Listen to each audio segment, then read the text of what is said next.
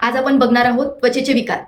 तर मागच्या व्हिडिओमध्ये आपण बघितलं की मनाचं आणि शरीराचं कनेक्शन कसं असतं. मन जेव्हा अफेक्ट होतं तेव्हा शरीरावरती आजाराच्या रूपामध्ये त्याचं प्रेझेंटेशन असतं. तर त्वचाचे जे पण विकार आहेत, त्वचाचे जे आजार आहेत, ते का शरीरामध्ये उत्पन्न होतात हे आज आपण बघणार आहोत. आपलं मन कसं काय कनेक्ट आहे आपल्या त्वचेशी. तर त्वचेचं काम काय असतं, तर प्रोटेक्शन देणं शरीराला आणि संवेदना ज्या आहेत त्या फील करणं.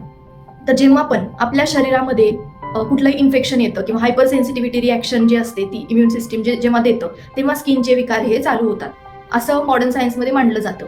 पण त्याचं जर का मेन कारण बघितलं मानसिक, तर ते मेन आहे ते डिटॅचमेंट.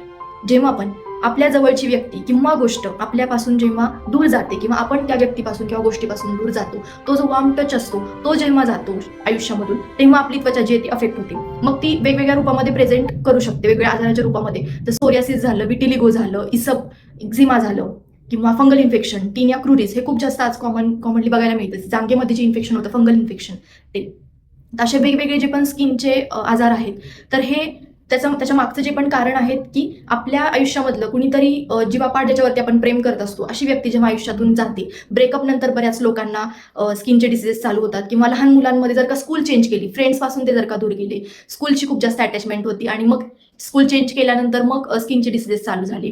किंवा मदर्स ज्या आहेत आज कामाला पण जातात, घराच्या बाहेर पडतात आणि मुलांना घरी ठेवले असतं, तर ती एक दुरावा कुठेतरी जाणवतो. ती जी डिटॅचमेंट आहे ती त्यांना सहन नाही होत. त्यानंतर एक तर मदर अफेक्ट होऊ शकते किंवा चाइल्ड अफेक्ट होऊ शकतं. तशी बरीच कारणं असतात. पेट ॲनिमल्स असतात की जे जाण्याचा जो त्यांचा जो धक्का असतो की वारल्यानंतर ते सहन नाही होत आणि मग त्या लोकांना तेव्हापासून स्किन डिसीजेस जे ते चालू होतात.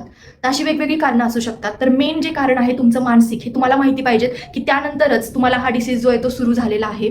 तर तुम्ही तुमचं ॲनालिसिस करा आणि कुठेतरी ही लिंक बसते का हे नक्की बघा की तुमचा जो स्किनचा डिसीज आहे आणि तुमचं मानसिक कारण हे कुठेतरी मिळतं जुळतं आहे का. आणि नक्कीच होमिओपॅथीला प्रिफर करा. स्किन डिसीजेसमध्ये होमिओपॅथीचा खूप छान रोल आहे. खूप छानरित्या ते व्यवस्थित क्युअर होतं. कुठलेही स्टेरॉइड, हार्मफुल मेडिसिन न देता होमिओपॅथी एक नॅचरल ट्रीटमेंट स्किन डिसीजेससाठी नक्कीच चूज करा. धन्यवाद.